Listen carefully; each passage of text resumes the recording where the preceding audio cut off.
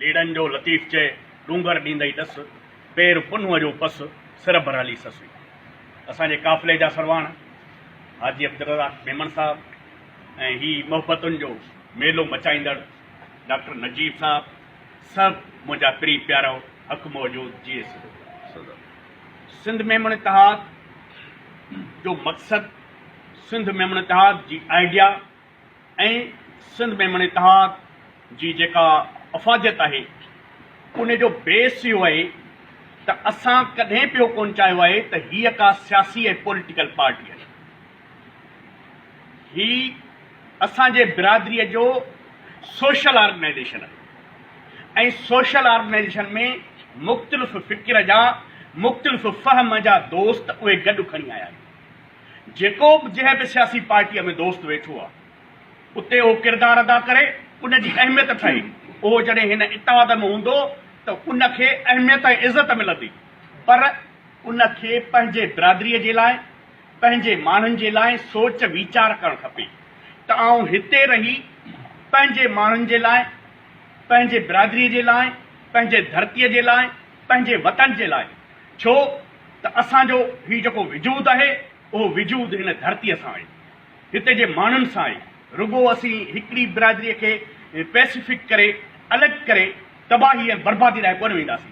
असां इन करे गॾिया आहियूं त असांजा इश्यूज़ आहिनि, जीअं साईं शकील साहब चयो, ज़ाती इश्यूज़ आहिनि, बिरादरीअ जा इश्यूज़ आहिनि, माण्हुनि जा इश्यूज़ आहिनि, पर उन्हनि खे सॉल्व कबो, उन्हनि खे हल कबो। उन लाइ बिरादरीअ जी तंज़ीम ठही आहे। उन लाइ ज़रूरत आहे जेको अॼु मूंखे इंतिहाई ख़ुशी थी त जेको असीं 7-8 सालनि में पिटको कंदा हुआसीं या से घोड़ारे को सिस्टम ठाहियो, हाजी साहब खे रुकेस तूं, ॿियनि दोस्तनि खे रुकेस तूं, सभिनि खे गुज़ारिशूं, अॼु उन जो डॉक्टर नजीब बुनियादु विधो आहे। छो का बि तंज़ीम ऑर्गेनाइजेशन खां सवाइ, आइडियालॉजीअ खां सवाइ, सिस्टम खां सवाइ तव्हांखे रिज़ल्ट कान ॾींदी।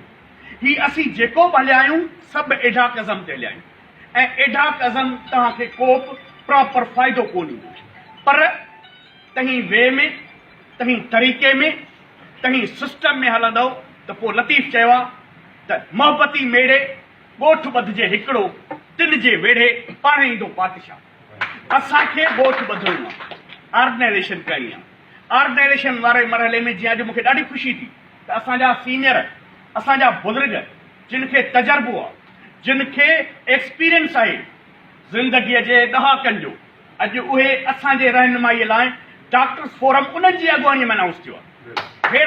अहिड़ा माण्हू जिन सॼी उमिरि पंहिंजा जेके ही कारा वार आहिनि उहे चांदी करे छॾिया आहिनि ख़िदमत में, ऐं डॉक्टरी पेशो जेको आहे मसीहाई पेशो आहे। असां रुगो थोरो सिस्टम ठाहींदा हलंदव त तव्हांखे का बि तकलीफ़ कान थींदी, छो त असांजे बिरादरीअ में ऑफिसर इलाही आहिनि। मूं अॻे बि तजवीज़ूं ॾिनियूं आहिनि त बाबा असां वटि पुलिस में माण्हू आहिनि न, एसपीअ खां वठी IG लेवल ताईं जेके माण्हू उनजूं लिस्टूं ठाहियूं, उन्हनि जी लिस्ट ठाहे उन्हनि सां हाजी साहब ऐं ॿी टीम हिकु पहिरीं हिकु सां मिले, उन्हनि सां कचहरियूं करे पोइ उन्हनि सभिनि खे आजाणूं ॾियो, वेहारियोनि, हुननि खे इहो चओ त असांजी नाजाइज़ का मदद न करियो। पर असांजी बिरादरी सां इश्यूज़ आहिनि, मसइला आहिनि, जेके जाइज़ मसइला आहिनि उन्हनि जी बि मदद करियो। जॾहिं ताईं वेझड़ा डेवलप कंदव, अॻे असीं नजीब खे सुञाणंदा हुआसीं छा, डॉक्टर बाबर खे साईं बाबर साहब खे सुञाणंदा हुआसीं छा, ॿियनि खे सुञाणंदा हुआसीं छा, पर अॼु जॾहिं असीं मिलूं था त ईअं थो महसूसु थिए ॼणो असीं हिकिड़े घर जा फ़र्द आहियूं।